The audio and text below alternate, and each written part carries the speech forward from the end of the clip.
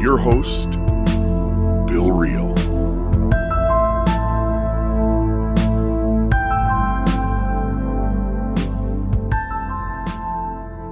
Welcome back to another episode of the Almost Awakened podcast. I'm one of your hosts, Bill. And I'm Mekael. And we are excited about this chance to have this conversation today.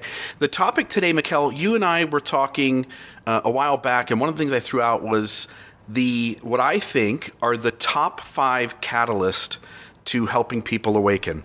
And I want to get into each of those, get your thoughts on each. But let's start by just letting the listeners know, again, the website, if you guys want to check us out, it is almostawakened.org, almostawakened.org. There's a bookstore there. Any of the books that we talk about, and there is one I'll mention today, but any of the books we talk about are generally found in the bookstore. And also just to recognize the opening song, which was Portugal the Man, Live in the Moment. I wanted to start today, Mekael, with the topic of meditation, and we'll go through each of these. But the first one I wanted to list was meditation. And I want to say something about that, but I haven't really had much of a meditation practice myself. And I wondered maybe if you did or what your thoughts were on meditation generally. Yeah, I have used meditation. It's one of the things that I still use. I still practice using almost every day. And I started meditating probably, I want to say 3 or 4 years ago, just as a way to help calm my anxiety when I was feeling a lot of stress. But I also use it to help me go to sleep at night when I'm feeling stressed. I have a hard time turning my brain off at night. I'm constantly analyzing the day, and I should have said this or I could have done that. And so meditation is a way for me to just turn my brain off and just focus on breathing and relaxing and not worrying about anything else. Yeah, and I'll tell you, I've meditated a handful of times, maybe a dozen at this point, and it certainly does the same thing for me. There was one instance where I was having a ton of anxiety over some things that were going on in my personal life, and a friend of ours reached out to us and said, hey, could I come over and just see if I can be of help to you? And so my friend comes over, and we went into a room, and we turned the lights down, and we played some meditation music, and we sat there and did probably a half an hour of just focusing on breathing. And when that was done, it was like it was so calm. Everything was able to kind of reground itself. The other thing I noticed too is that when I talk to people who have awakened or are in the process of being almost awakened, they almost always point to some sort of meditation practice. The wisest voices that seem to be out there all seem to have meditation as part of their life. Yeah, for me, it's a way to reconnect with myself, but I also use meditation when I'm out in nature just to start appreciating the world and the beauty that we have surrounding us, and as a way for me to connect with everything that's around me. I used meditation this week, Bill. I went to the chiropractor on Monday. I had pulled a muscle in my back, and I thought, like, it just hurt so bad. I couldn't even go to work. So I made an appointment with a chiropractor, and he also does acupuncture. So I had my back adjusted, and then I'm laying on a massage table, and he's putting a couple of needles in my back and in my neck to help release the muscle tension. And then he hooked the needles up to some electricity, a little current, because he said the current helps. It sends little impulses into the muscle and helps the muscle relax so it's not all knotted. So I'm laying face down, and he's got everything all hooked up, and he says, okay, I'll be back in 17 minutes. And I'm laying there, and it felt fine at first, and then I shifted a little bit, and that changed the current, and I could feel it going into my neck on the front, so down into my throat. And immediately I started panicking, thought, I can't breathe. I'm going to die. Should I say something? And so there was this, I really thought that. And so there's this moment of, okay, trying to calm myself down. I'm telling myself, Mekael, you're going to be fine. You're not going to die. Take some big, deep breaths. And so I'm trying to just focus on my breathing, and that seemed to make it worse because then I felt like I really couldn't breathe. But they had this meditation music playing in the room that I was in. And what helped me, this is going to sound so silly, but what helped me in that moment was not just listening to the music, but do you remember the day before on Sunday we had you guys over and a couple of other friends over for a little barbecue? That was a lot of fun. I can't forget that. What I remember, what helped me the most, there were two things. One, you and Amanda were sitting across from each other, probably 10 feet apart. And I saw the way that you guys were looking at each other, just so loving and so sweet. So I focused on your faces in my mind and saw you two looking at each other, and that helped calm me a little bit. And then the other thing that helped me was that morning, one of mine and Kelsey's rituals is having coffee together. And the way that she looked at me that morning, I focused on those two images in my brain and listened to the music, and that's what calmed me down. Yeah, I think it's amazing that when we can put our mind into focusing on something intentionally, knowing that something else is going on, it seems to be pretty magical in the way that our brains can kind of shift attention, shift the sensations that it's choosing to feel or to focus on, and you can almost completely change an experience. Yeah, it's pretty cool. So meditation seems to be a huge catalyst for people moving into awakenness, moving into being more present, for people to begin to gain voices of wisdom and to kind of have an understanding of what's important in the world and to kind of shift their focus and attention to those things. So, Bill, why do you think meditation is a tool to help people awaken? What specifically about meditation helps people open their minds? So I think with meditation, Mekael, the secret is that it gets you to focus on the present moment. And I think anytime we start to focus on the present moment, we become less attached to the stories and the labels that we've given ourselves and given our life. And I think that being present and that awareness of what it means to be present opens you up to seeing the world in a completely different way. Yeah, sometimes I have a really hard time with being present. I'm oftentimes, and I think part of that is how we grew up, the society that we live in. So I will focus on the future, like what's happening tomorrow and what's happening next week. And then I'll worry about what I did yesterday and how does that affect what's going to happen tomorrow. So I like that it helps you stay in the present moment.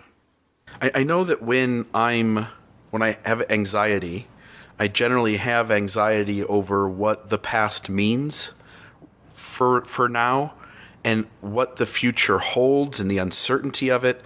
And I just find that sometimes if I just focus like, hey, what's my life look like right this moment? It allows me to get away from some of what I'm worried about from what happened and worried about what's going to happen. But the other side of that too is that sometimes bad things are happening to us right in the present moment. And I know that lots of Eastern perspectives tend to say like, hey, suffering is going to happen no matter what in this world. If we can just be present with it and just sense like, oh, there it is again. There, it's happening right now. That also seems to shift our focus away from being so anxious about it. Yeah, I like that. The second one that I wanted to talk about was reading, and I put learning with it. And I was at a party on July 4th, and I'm sitting around with a bunch of friends. And one of these friends had a really wise voice, and he grew up in a very rigid system.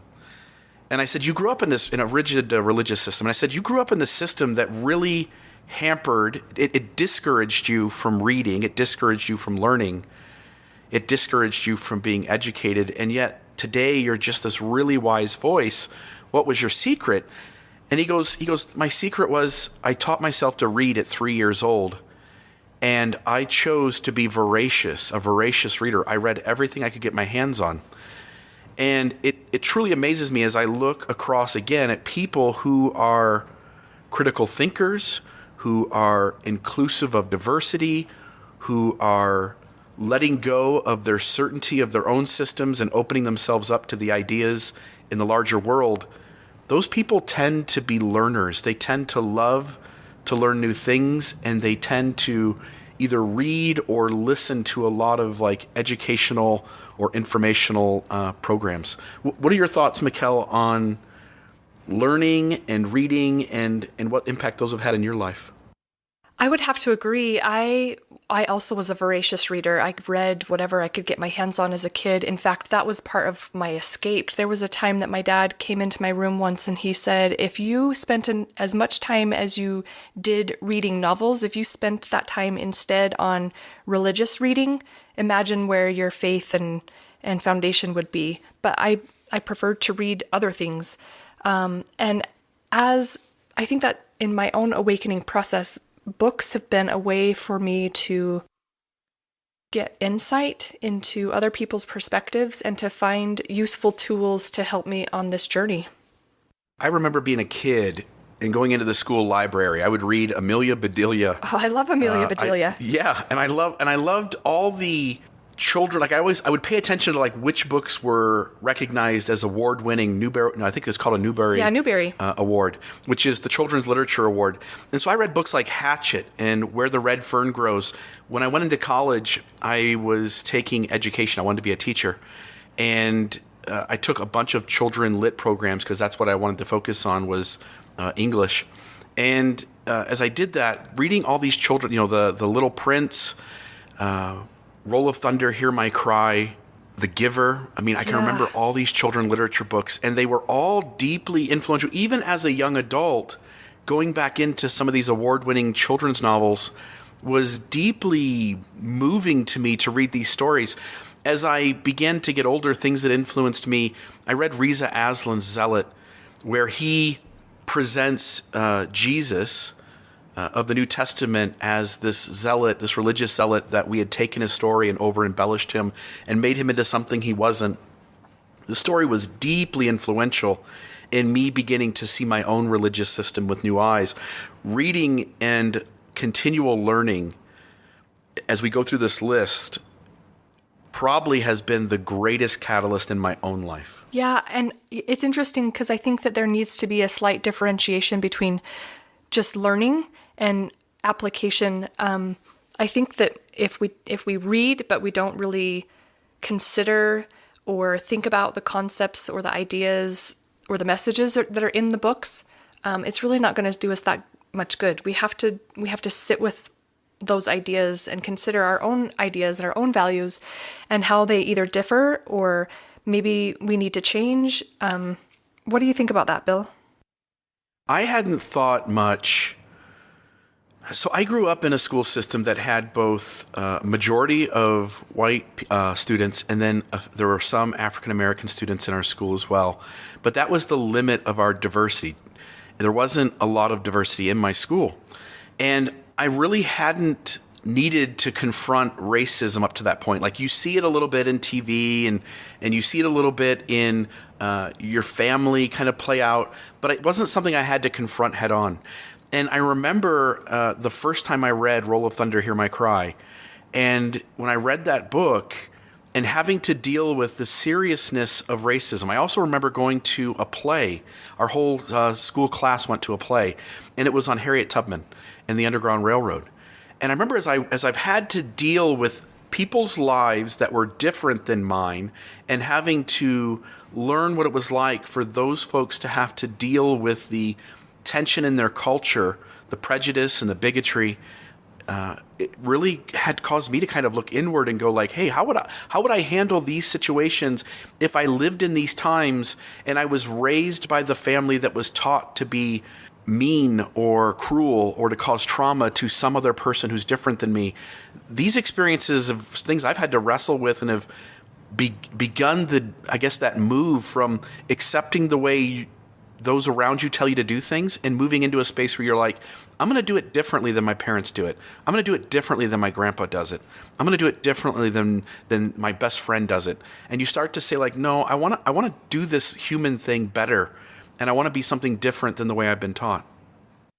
Yeah, and for me, one of the most impactful books that I had read as a youth was The Grapes of Wrath. That's a good one. By John Steinbeck. It's one of my favorites. He's such a phenomenal writer. And the struggle of the people that, during the Great Depression and the Okies as they were trying to find homes and work. And there was a lot of that story that I related to because I grew up very, very poor. But also, you talk about meanness and wanting to do things differently than the way that you had been raised or the way that your family was teaching you to do things. And I remember, I think, and I don't know what spurred that, but at a very young age, I always remember thinking, I have to be different. I cannot continue living and doing the same things that my family has done. Right. You don't want to pass on that way of doing things, that it stops here. Mm-hmm. The third one I wanted to talk about, Mekael, was travel. And I'm going to play here a short video, actually an audio clip. It's a video, but and I'll give a link to it on the website. But you'll hear the audio, and it talks about how travel changes us. This video is about me, but by the end of it, it's about you. Because this is the story of acceptance. For 18 years, I grew up as a Muslim in a small village this size. And in my personal world, I did not accept different religions or different people. I was a Muslim believing I was right. So this is the story of how I went from accepting no one to accepting everyone. One day I traveled outside of my Muslim village here to Varanasi, India, the Mecca of the Hindus, and once I landed there, I was shocked. Because I saw Hindus who believe there are millions of gods, not one, who believe this river is holy, who believe they must be burned after death. And as a Muslim, you do not agree with any of this. You tell yourself, they must be wrong and you must be right. They must be wrong and you must be right. But soon you'll realize, there is no right and there is no wrong. You don't have to agree with the 1 billion Hindus, but you must accept them as equals. This isn't just religion, this is everything else. When I first came to the United States, I made a new friend. He told me he wants to be a lawyer. I said that's okay. Then he told me he's gay. I said that's not okay. But then why is that not okay? Because it doesn't fit in my world? Then maybe my world is not big enough and that it's okay to be gay. It's okay to be Hindu. It's okay to be Muslim. It's okay to be whatever. The more you travel, the more you'll realize that maybe your village doesn't have all the answers. And that might be the hardest thing to realize in your life. I said this video is not about me, because really, it's about you. Because one day you'll see something you don't like, something you think is wrong, and you'll say to yourself, I must be right. The truth is, no one is right and no one is wrong. The world is much bigger than a village, and the best way to live in it is to accept everyone for who they are.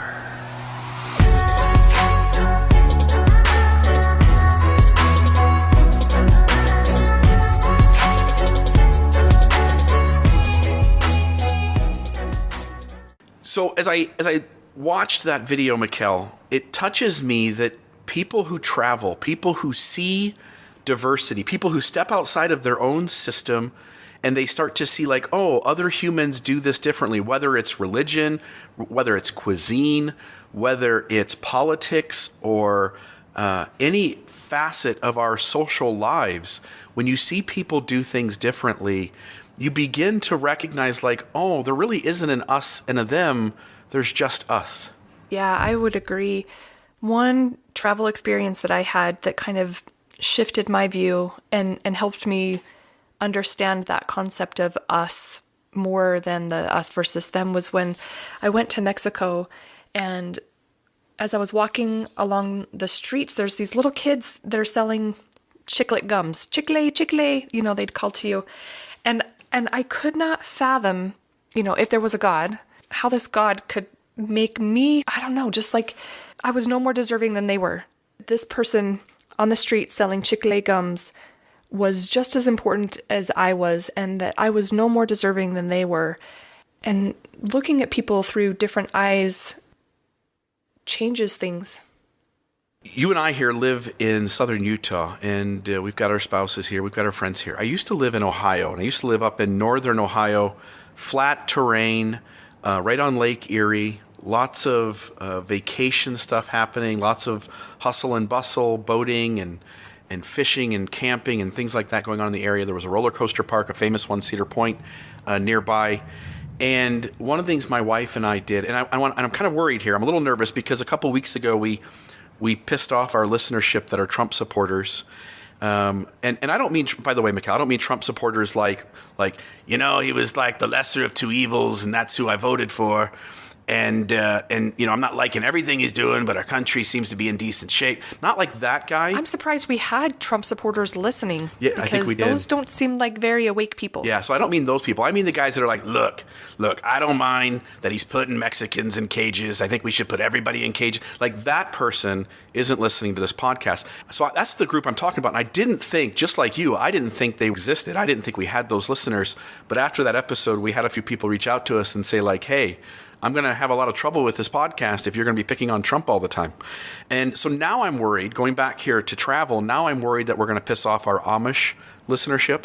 Because, I worry that if there are some Amish people out there, I wouldn't think there would be, but there may be a few Amish listeners, and I hope this story isn't offensive to them. But living in northern Ohio, one of the things my wife and I would do for vacation is we would go down to Amish country. And in the Amish don't believe in using electricity. They believe in an older style of life, and they try to avoid some of the modern conveniences. So they don't use cars. They don't have their own telephones, although they're allowed to use someone else's telephone. They ride in horse and buggies. And as I'm sitting down there in Amish country and experiencing what their life is like, two things happen. One is that there's an appreciation for the slower lifestyle. We would often rent a cabin and we would just stay for 2 or 3 days, and life slowed down a bunch. You could sense like, look, it's not so important to be constantly moving around. The other thing that happened was a negative thing, which is you see this group that punishes any of its members if they stray too far from orthodoxy. The Amish practice shunning. So if somebody breaks the rules, then that person is essentially outed from the community and they're shunned. And so I started to see like both pros and cons to this system that were a little different and in some ways really different to my system.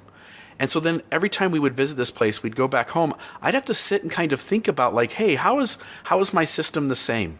How is my system different? What is good? What is bad? And then I start to see in my own system shunning to a lesser degree and recognizing like, oh, we shouldn't do that. That's not a healthy thing to do. So even traveling short distances to experience some section of people that do life differently than you seems to be a great tool to waking up. I agree. And my experience with that is, as a kid, I mostly grew up in Utah, spent a couple of years in Wyoming. But when I was a teenager, 14, 15, we moved from Utah to Pennsylvania, not too far away from where you were at, Bill.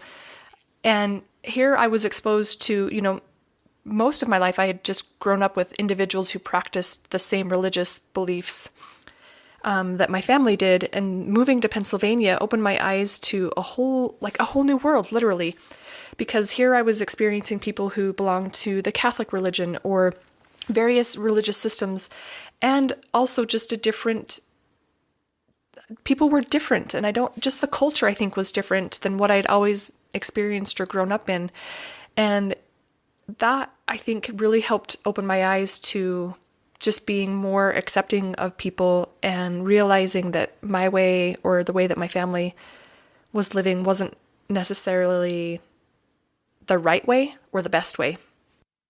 Yeah, what all places have you been to? Like, can you name 3, 4, 5, 6 places that you've traveled to in the course of your adult life and as well as your childhood? Yeah, as a kid, like I said, we moved to Pennsylvania when I was a teenager. I lived in Nebraska for a little while, this really teeny tiny town with my aunt. I think our whole high school had a population of 50 from 9th grade to 12th grade. And then I traveled to Mexico, and then I did a humanitarian trip to Ecuador, and that was one of the most amazing experiences of my life. Traveling around, most of my travel has been inside the United States. Outside of, this 2-hour drive south to Amish country, when you feel like you've entered a foreign country, my exposure to diversity in terms of travel has been limited to just traveling various places in the United States, Kentucky, North Carolina, South Carolina, West Virginia. So I've been there, of course, moving out to Utah and being in this state, which has a unique culture to it. Went to Canada to visit Niagara Falls, as well as to go to Toronto and made a visit there. But not a lot of culture in that way. And so travel for me hasn't been a big one. But it sounds like you've done some pretty cool things. That humanitarian trip, I'm just curious, what was it like to be there serving these people, essentially being side by side with them, working and doing things and trying to help them out? What was that like for you? It was such a phenomenal experience because I really didn't feel like I was helping them that much, but the way that they received that was amazing. I mean, so what we did is I went with a group of surgeons. It's through an organization called Hugs, and they do ear surgery on kids who have microtia, which is an ear abnormality. So they either don't have an outside ear or there's some additional cosmetic problems, and there may even be some internal hearing issues. And so we go and we take cartilage from their ribs, and the surgeons make an ear. I'll have to put pictures up somehow, but they make an ear, and it's a 2-step process. The first year is taking the cartilage from the rib, making the ear, tucking the cartilage underneath the skin or the scalp on the side of the head, and then they wait another year. And when the team goes back the next year, they finish up some cosmetic touches and make it look the way that it's supposed to. And so it's people who have no money, who are often ostracized because of their deformity. And they, like, when I went and we were all done, the whole entire bottom floor of the hospital, which wasn't that big, but it was still filled with not only the patient, but their entire family coming and telling us thank you. One woman brought us a 20-pound bag of avocados just as a way to say thank you, because that was all they had. Kids made handmade crafts, and they just notes, and it just was so overwhelming, the amount of gratitude that they would have for us. And it was interesting too, Bill, because we Americans are so spoiled in some ways.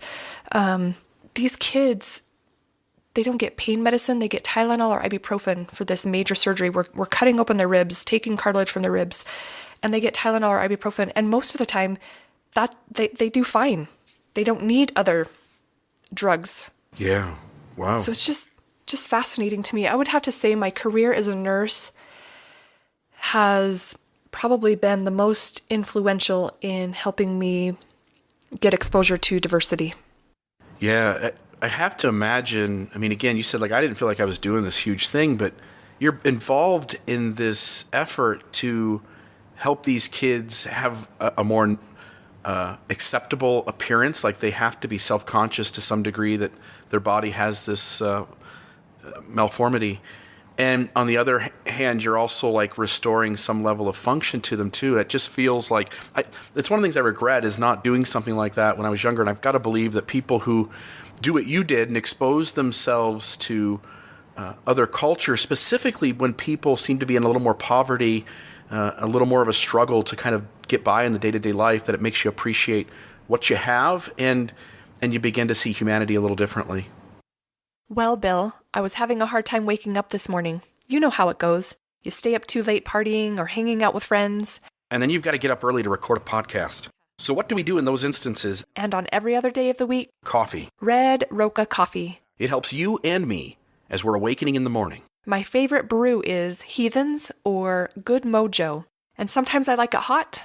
In the summertime, every once in a while, I'll drink it cold. Red Roca Coffee is a small family-owned business here in the United States. If you need a cup of joe to help you awaken, give Red Roca Coffee a try. We're sure you'll like it. We're sure you'll like it. That's Red Roca, ROCA coffee.com. When you place your order, put in the code AWAKE. AWAKE. You'll get a 10% discount, and you'll get free shipping on orders over $30. check out Red Roca Coffee today. Again, Red Roca Coffee. For those times when you need help awakening. So as we're going through this list, we've named meditation, we've named reading and learning, we've named travel. The last two that I want to get into, the first one, so number 4, psychedelic drugs. And I don't know how much you want to say about that, Mekael. There's a few things I want to add in terms of like Michael Pollan's book and a study that I came across recently, but I thought I would at least get your thoughts first. Yeah, it's super interesting to me. It's something that I definitely want to explore at some point, but I have talked to a couple of people who have used psychedelics, and their experience has been so interesting to me that I want to know more. So either researching, continuing to talk to people, the people that I've talked to, it just helps open their mind in a variety of different ways. And it depends, I think, on the psychedelic that you use. And so not having used any, it's really hard for me to relate to those experiences. But they talk about, one person in particular talks about their connection with the universe. They just see themselves as this piece of the universe that exists, but it's connected to everything else. So connected to the plants and connected to the stars and the planets and this energy force that exists that's never going to be destroyed. And then another person told me about an experience that they had with MDMA and how it makes you feel connected to yourself, but to other people as well. And you're able to look at things in a way that it doesn't poke you as much. Like you can still hear the information and you can still sit with your shadow, but you're not judging it and you're not judging another person. So it's really fascinating to me. Yeah, I think as I go back and have read a lot on how drugs were outlawed, and then again going to today, how they're being reevaluated. When I look at in the 1940s, 1950s, there was this effort to go like, oh, these things are bad. Let's make all of these things illegal. And so lots of these drugs, they're put into various schedules, Schedule 1, Schedule 2, Schedule 3, Schedule 4, with Schedule 1 being the most illegal and you get in the most trouble if you have them. And some of those drugs that are in there, I think psychedelic mushrooms, I think LSD, MDMA is one of those that's in there, other methamphetamines and things like that. And as time has gone on, now here we are, 2019, there's some interesting things happening. You mentioned MDMA, the street name for that being ecstasy. They just released a study where they took military personnel who had PTSD. And PTSD is one of those things that you can reduce it, you can give people tools and resources to cope with it, but you can't get rid of it, or at least we didn't think so, until the study comes out where they took, again, military personnel who had PTSD. They went through 3 sessions with MDMA. They would take the MDMA, they would then have a therapy session as they're under the influence of the drug. And after 3 sessions, they said 72% of the people studied, the PTSD was completely gone. And that is like a modern medical miracle. And for that drug to have that incredible of an effect on people who are dealing with deep trauma is amazing to me. Michael Pollan wrote a book, How to Change Your Mind. And I would suggest to the listeners, every listener should be reading that book. Michael Pollan is a foodie. He's a like a food critic, recipe guy. Kind of comes up with lots of feedback in the food industry, and that's where he focused his life. And suddenly his dad got sick. I think it was cancer, but his dad got sick and was terminal. And Michael goes back and reinvestigates these drugs that he saw as being bad his entire life, and looks back at these and reevaluates them. And his whole book is like what that experience was like to come out the other side and say, no, I was wrong. These substances have incredible uses if they're used appropriately. Another study that just came out was talking about psychedelic mushrooms, which, by the way, you're watching our nation move from these things being illegal to recognizing their usefulness. So again, the country, it is sweeping across the country that cannabis is becoming legalized both for medical use and in some places recreational. And you also have Colorado just passed where they made psychedelic mushrooms legal. And there's this recognition that, again, a study just came out that said that taking psychedelic mushrooms change your mind. And when I saw the header on the article, I thought, oh my gosh, they change your mind. Like, is it really bad? What does it do? And what I when I read the article, what happened was that people who took psychedelic mushrooms, their mind changed to make them more accepting and more inclusive of diversity and of new ideas and of new ways of doing things. It really can be a tool for many to awaken. I like you, I have lots of friends who have taken some of these things. And I've got one friend who lives up north in northern Utah, and his use of psychedelic mushrooms, he says, has been pivotal in his own development of his consciousness and seeing himself as part of a universe. And the people who take those things tend to take better care of the planet. They tend to be more concerned and compassionate towards others, specifically others who are different from them. They tend, again, to welcome new ideas. It really seems to be an incredible tool. Yeah, it's so interesting to me, especially because, I grew up in an era where drugs were highly discouraged, and they still are to a certain extent in kids, but I never heard about drugs being a positive experience. It was always, always, always negative. And so it's just interesting to even just sit and consider, could this be therapeutic? And what makes it therapeutic? So to consider that it could be beneficial rather than just remembering or thinking that all substances are harmful has been really interesting. And I would say that there was one thing that I read, and I wish I could remember where I read it, but it showed that alcohol, which is legal, is way more harmful to you than marijuana and some of the other substances that we've already talked about. Yeah, the occurrence of somebody injuring themselves is greater on alcohol than on, for instance, psychedelic mushrooms. There is research and studies that show that for your own health, that alcohol increases your chance of cancer, for instance. It does have some benefit for reducing heart attacks, but also causes lots of other health issues. And so as you're pointing out, that perhaps maybe these things we've made illegal, maybe these things that we've said these are really bad, in reality are much more healthy for us to take and transformative in terms of us becoming awakened or entering that awakening process. Yeah, I don't think I've ever heard of anybody having an awakening process on alcohol, so. No, and sometimes it's more of a passing out process. We know a few friends who have done that, right? We do. Okay, we won't say your name. We're not going to name names, no, Bill. That wouldn't be right. The last one I wanted to get into is existential crisis. And I think you and I can speak to this specifically in that we both were in a high-demand fundamentalist religious system. And I think whether you're encountering an existential crisis such as investing so much in your marriage and maybe your marriage fails, or maybe you invest in this idea that if you do the right things that life will work out, and suddenly a loved one gets this really traumatic disease and you experience death in somebody you care about when it comes maybe early or tragically and you have to deal with that.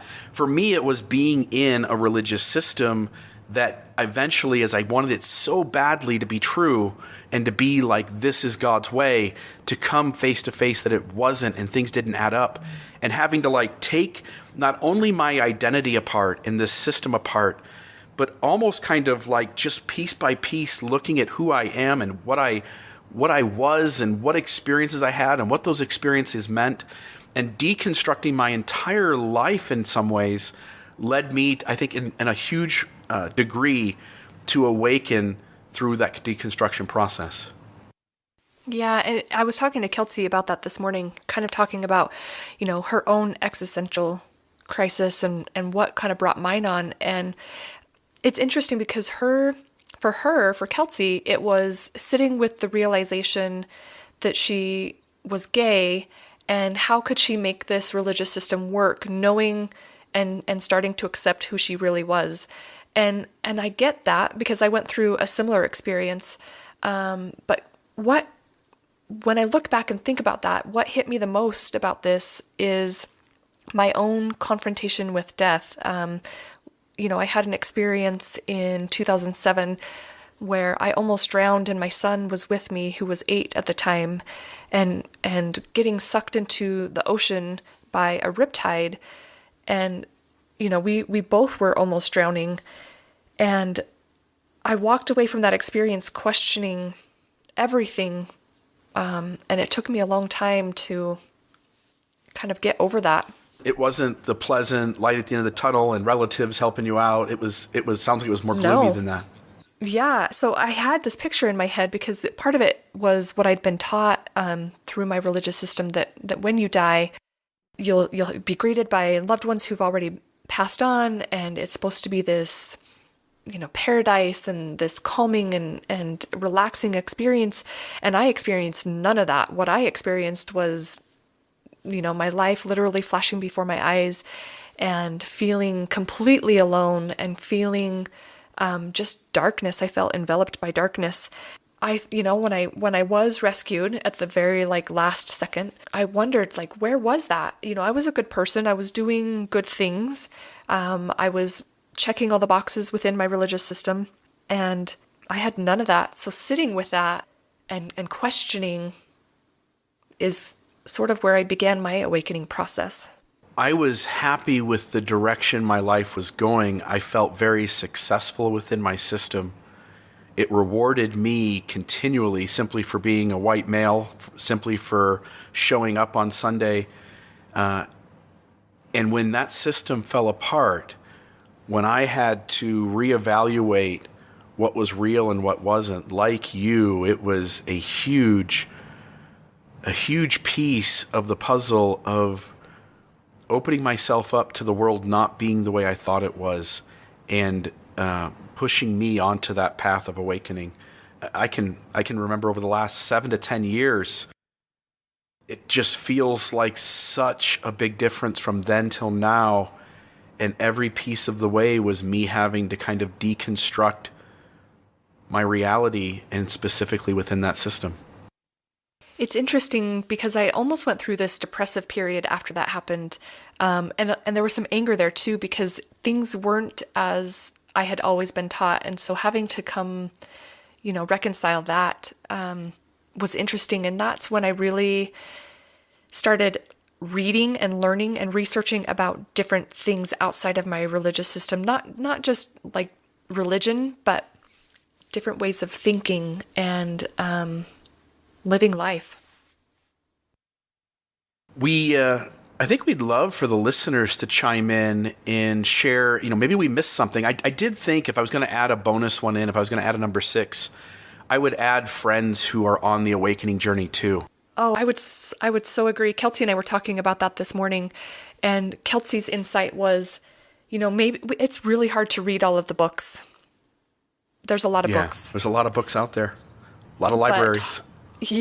But talking to people who have read some of those books and getting their insight is, I would have to agree. I think that's another way to help just continue your own awakening, helping you be exposed to different thoughts and ideas. Humans interacting with a different human is almost like reading a new book. Totally. Right? Like there's all these, you get to have this new experience. You get to hear someone else's life and their experience and the things they've learned, which are always going to be at least slightly, if not significantly different than yours. And having friends who are on the awakening path, it just allows you to be around people who are always trying to move into growth, move into deeper stages of awareness and consciousness. And as they have conversations, as you point out, around books that maybe you don't have time to read and you're reading something they're not, and all of this sharing and asking questions and digging deep into ourselves, I think it sets up a really incredible space for the awakening process to take place. Yeah, I would agree.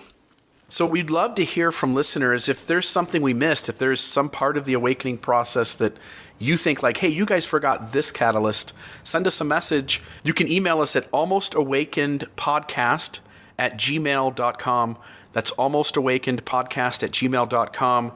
We'd also love if listeners, if you're enjoying the podcast, put a review up on iTunes. It helps us have a higher ranking and more visibility there, and so we can attract new listeners.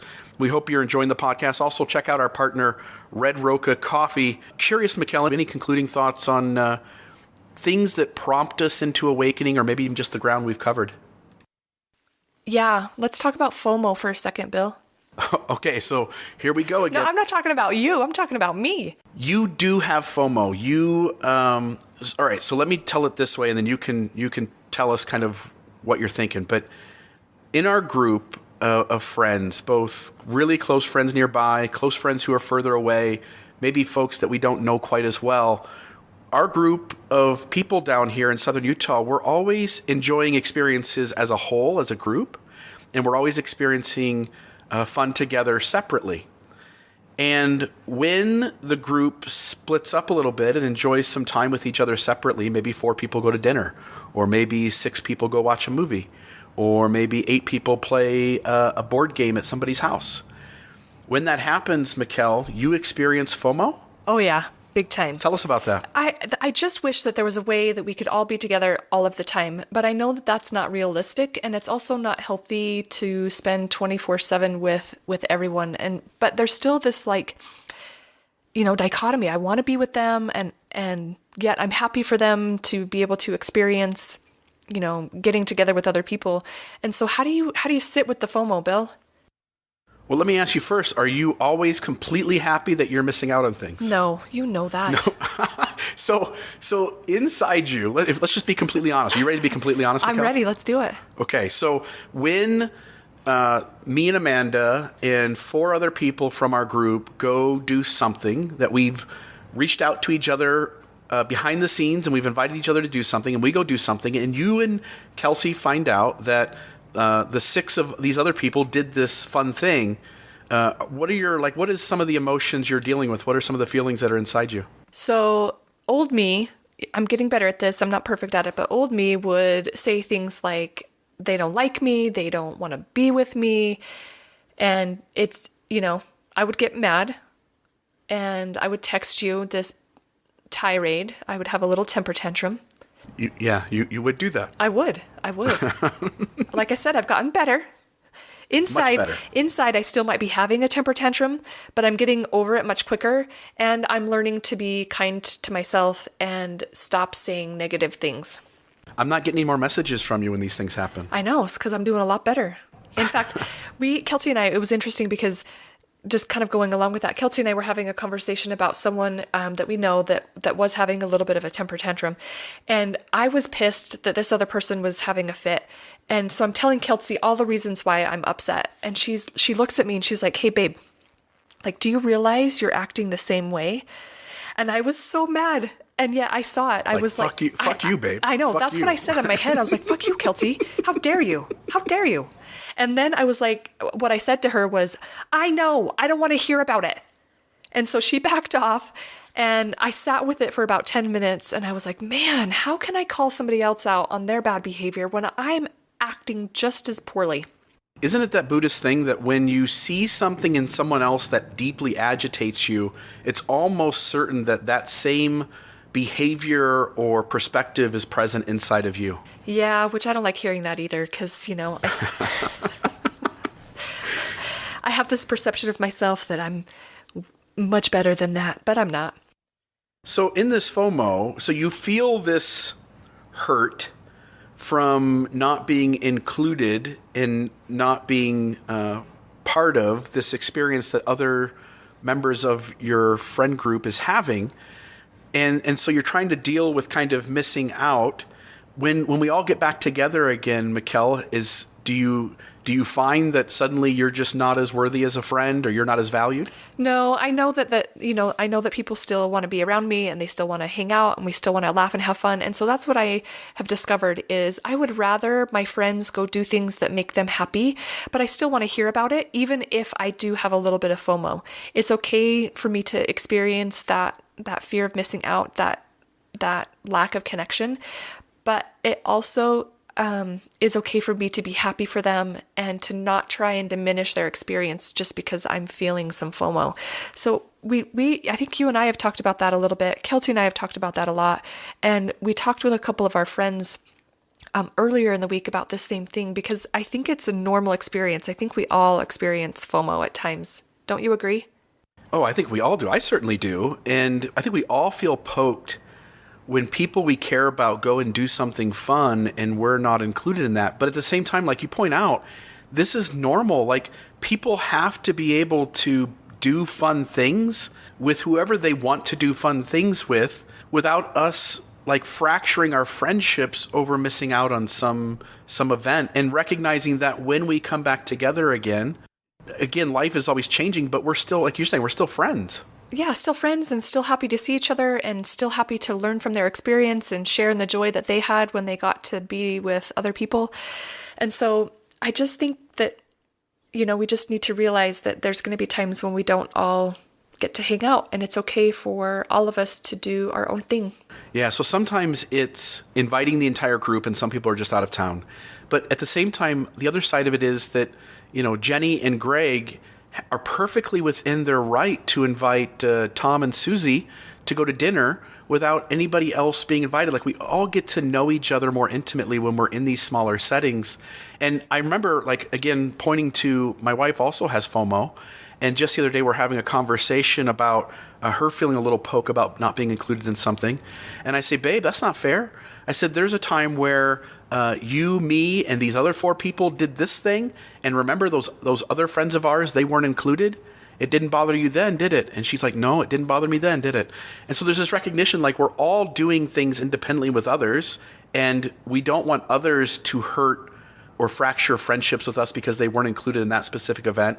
And so we have to give people the same safe space to go do their thing without us being there and without us having hurt feelings. Yeah, I agree. It's I think tough. Yeah, it is tough. It is tough. And I'm just grateful that everybody is so patient with me.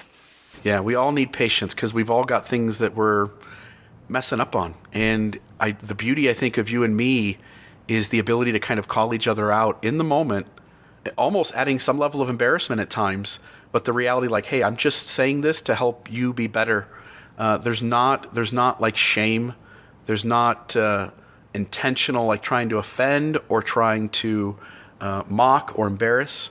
And so it makes it much easier to kind of sit in that space and to take that feedback that neither one of us would take from our spouses because it feels like that's even riskier.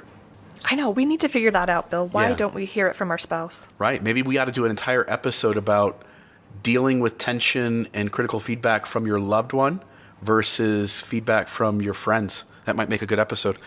Let's do it. We should. I just want to wrap up saying, again, if you know of catalysts that are helping you awaken, we'd love to hear from you. Put a message up on the Facebook post or come visit the website and email us. We'd love to hear from listeners. Again, put a review up. The closing song today is, I was trying to think about awakening, and this song is touching to me, specifically having to do with my existential crisis. It's Tubby Love, which is a reggae band. I'm really big into reggae music, so you'll probably hear a lot of reggae songs from time to time when I'm choosing the music. Before we go to the closing song, which is Tubby Love, In the Garden, Mekael, any idea what we're going to cover in our next episode? Yeah, your guess is just as good as mine. We'll figure that out in the next couple of days. So listeners, you're in for a surprise.